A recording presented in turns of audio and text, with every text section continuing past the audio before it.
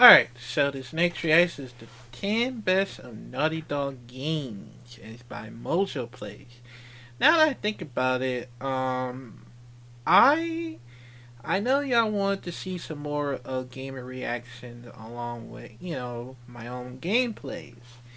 Cause now that I'm thinking about it, I'll see what I can do. That I can do some more of the gamer reaction as well. Cause I know it's gonna be a lot of, for me to react to any game video moments along with the others. Cause along with the, for me reacting to the game main trailers, it does gonna help me a lot of things to learn, more of games. And I'm probably not gonna be able to react to one of the long plays, because it's a lot of reasons to it, but it's I don't think that I will be able to do that unless I get my own game. So yeah, I'll just do it very regularly. So yeah, but comment down below, man. What is your favorite of Naughty Dog's games? Let me know, man. But and no, not The Last of Us Part Two, cause that shit was fucking terrible, man. But yeah. So let's check it out in 5, 4, 3, 2. Sic Parvis Magna. Sic Parvis Magna. Yeah. Oh, yeah, Welcome to I forgot Mojo about Plays, that. and today we're looking at the best games to come from one of Sony's most respected first-party studios, Naughty Dog. So the end is in sight. Gather another Ah, 5 yeah. crystals, and again you will have foiled my plan. Or will you? But before we get into it, we publish new forgot content about, all week long. Crash So Bandicoot. be sure to subscribe and ring the bell to get notified about our I'm gonna latest get back to it, videos. hopefully. Crash Team Racing. Ah!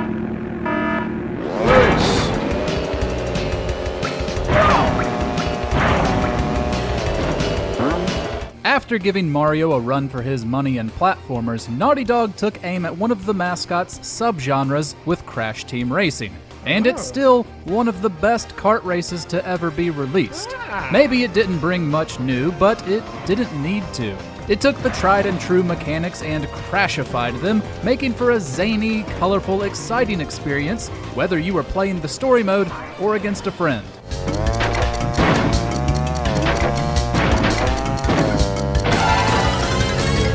Strong visuals made each of its wonderful tracks come to life, and great controls made racing through them a joy. It was a strong final outing for Naughty Dog with the franchise before moving towards the future.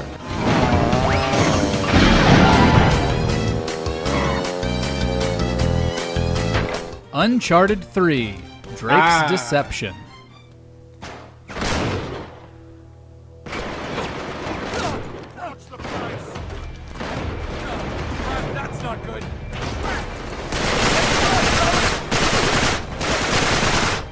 While most agree it didn't quite reach the heights of Uncharted 2, there is still quite a lot to love about Drake's Deception. This time around, it followed Nate in search of a famed lost city, Iram of the Pillars. It explored more of his past, primarily his relationship with Sully, in interesting ways, adding a new layer to the lovable hero. They might wonder why a middle-aged tourist is following young boys down alleyways. You are a crafty little beggar, aren't you? While some were critical of its linearity, the set pieces grew bigger and bolder, delivering thrills in the highest regard. Sequences where Nate was tossed out the back of a cargo plane or had to navigate a sinking ship are still highlights of the PS3.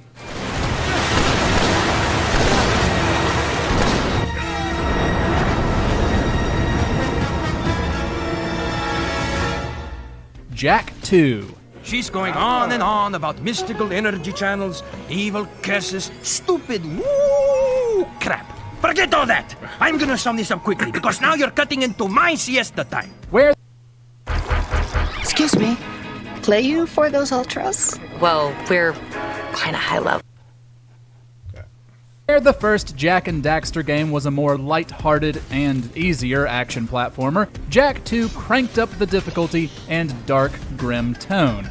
After he's experimented on for 2 years, the game follows a newly powered Jak and his wisecracking companion as they fight against Baron Praxis in the dystopian Haven City.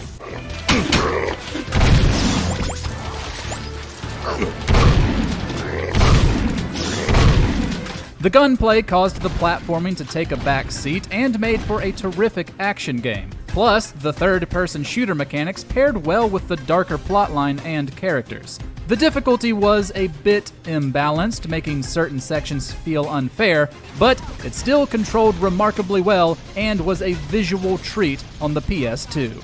As you wish. With enough persuasion, I'm sure our spy. What was that? Crash Bandicoot 2, Cortex Strikes Back. I did play it.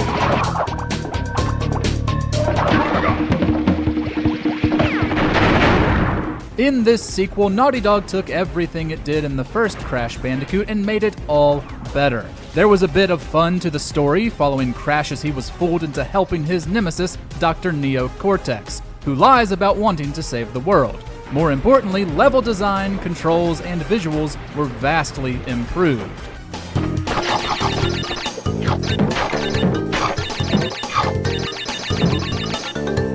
It was impossible to pop this into your PlayStation and not just want to play for hours. And you could, not only because it was fun, but because it was just tough enough to frustrate while being really rewarding. Cortex Strikes Back solidified Crash as a platforming star and, along with its sequel, makes up the peak of his games.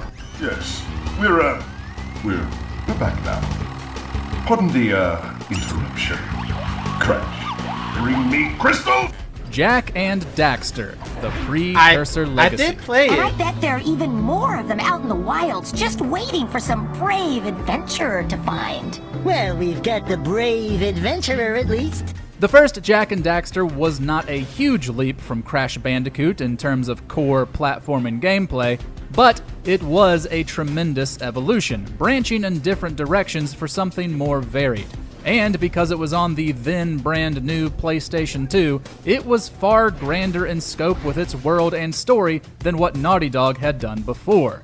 That's not to mention the impressive graphics that brought it all together.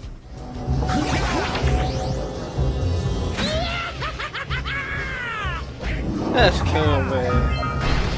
While Jak 2 could grow tiresome at points with its difficulty, everything in the original moved at a delightful pace. With the Precursor Legacy, Naughty Dog created an excellent foundation for a series that fans still crave to see return.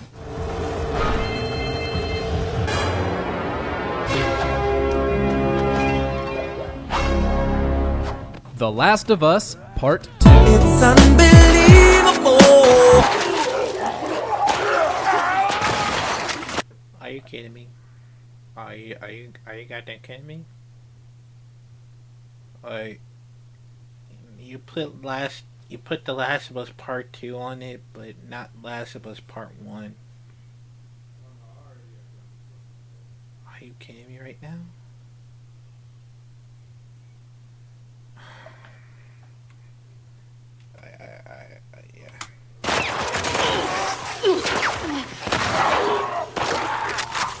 While Part 2 certainly has its detractors, there are many others who were stunned by what Naughty Dog was able to achieve.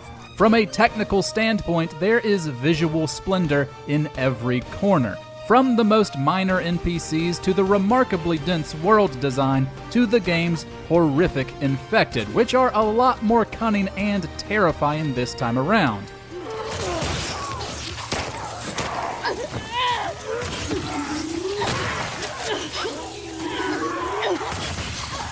The tale of Ellie and Abby, both nearly destroyed through their own quests for vengeance, is one of aching heartbreak and despair. Within the characters lie themes of grief, forgiveness, and the struggle to understand an extremely different perspective, explored wonderfully through Abby's relationship with Lev, who should be her sworn enemy.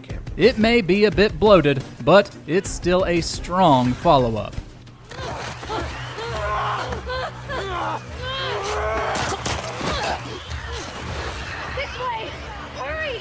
Uncharted 2, Among Thieves. The light of the great Khan shelters the fate of the 13. Marco Polo hid something inside this lamp. Something that pinpoints the site of the Lost Fleet. From the moment Nathan Drake wakes on a train hanging from a cliffside with a bullet wound in his gut, Uncharted 2 has its talons firmly in you. Naughty Dog promised a grander, more fulfilling adventure than the first time around, and needless to say, the team delivered. Every shortcoming in Drake's fortune was rectified. The plot was more thrilling, the visuals just a bit crisper, the characters were a bit more daring and likable, and my god, the set pieces.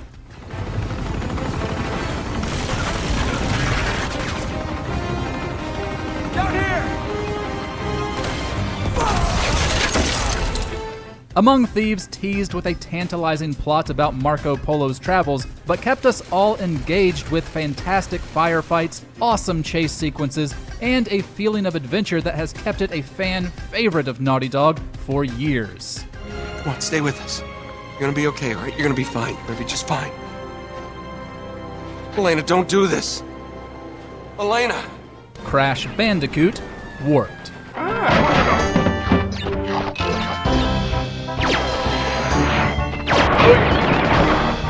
Warped just might be the very best Crash Bandicoot has to offer, and we don't say that lightly. The plot follows a band of villains teaming up and attacking different points in time in order to gain mystical crystals that allow them to take over the Earth. Because of the time travel plot, the developers clearly had a lot of fun in designing levels, all of which delight the imagination.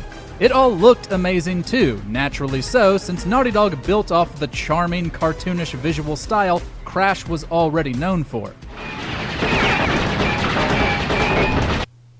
New FanDuel customers get $200 in bonus bets if their first $5 bet wins. Yes! Fan on.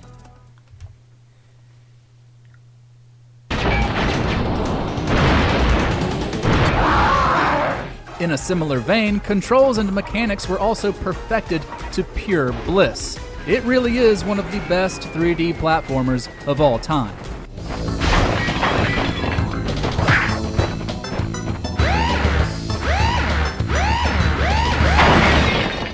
Uncharted 4, A Thief's End. Sam! Come on! I'll pull you up! I got you! Come on! Taking a step in a more serious direction, Uncharted 4 explored Nate's obsession for hunting fortune and glory. Because of this, we'd argue it has the strongest plot and characterization of the entire series. A Thief's End explores greed within the pirates whose footsteps our heroes follow in, as well as within themselves, and what depths they're willing to stoop to in order to satiate it. And quite frankly, Nolan North has never been better as Nate. Of course, then you have everything that makes the game a blast, including some of the best puzzles and set pieces the action-adventure genre has ever seen. Some feel it's a bit long in the tooth, but Uncharted 4 is undeniably a treasure worth seeking. Another arrow. Let's go find out where it's pointing, huh? The Last of Us. Of course. That's what I need.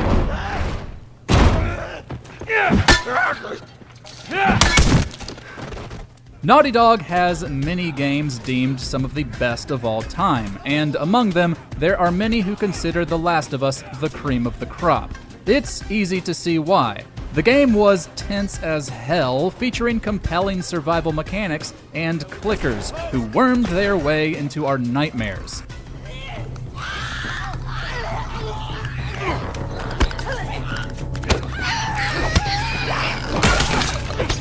However, when it was released, there was nothing that featured quite as much depth in its characters and themes than this. While an undead apocalypse and the descent of human decency had been explored in fiction in multiple formats, Joel and Ellie provided the story's beating heart. Players everywhere were captivated by their dynamic. Her lovable goofiness and crass mouth made us all want to protect her, bringing warmth to Joel's rough, guarded persona and making his defense of her entirely relatable. Henry! Get back, son! Hey! He's pissed, but he's not gonna do anything. You sure about that? Stop! Joel? He left us to die out there. What do you think is the crowning achievement of Naughty Dog? Share your thoughts in the comments. What the hell? I mean, what could possibly go wrong? Thanks for watching. If you enjoyed the video, there's more where that came from. And you know, like I said, I'm probably gonna do some more gaming. I'm probably gonna do reacting to more gaming videos because that might help me. Probably be some more cozy and all that. But yeah, and even though everything almost true because I totally forgot about Crash Bandicoot. I haven't played it's on my Xbox. I totally forgot about The Last of Us, the first one, of course, not the second one. I don't know why they actually put it on here, of course, because a lot of people are still pissed about what happened to spoilers and and I would I would love to get yeah, I would love to get, collection of Uncharted because even though I'm gonna be having some amazing experience of it, I'll probably do my own gameplay later on if I get it. Cause I'm gonna try to collect a lot of for the PlayStation, and even though the whole thing was over because for the PlayStation 30 anniversary, of course. And I'm really sad that they took it. I'm really sad they took it, cause I don't know how, but I just wish they would have keep it. Yeah, I wish they would have keep it forever because it's been like that since I had my experience of playing on PlayStation throughout over years, and I'm glad I was following along with it just in case. So yeah, I just really wish they would bring it back because it's so much important thing. So yeah, but we'll do some more of this whole gaming reaction next time because there's a lot of things to it. So yeah, let me know, comment down below. What is your favorite Naughty Dog games? Cause I don't know what mine is, but I'll tell y'all next time. But yeah, so comment down below, think about it, man, and I'll see you in the next video.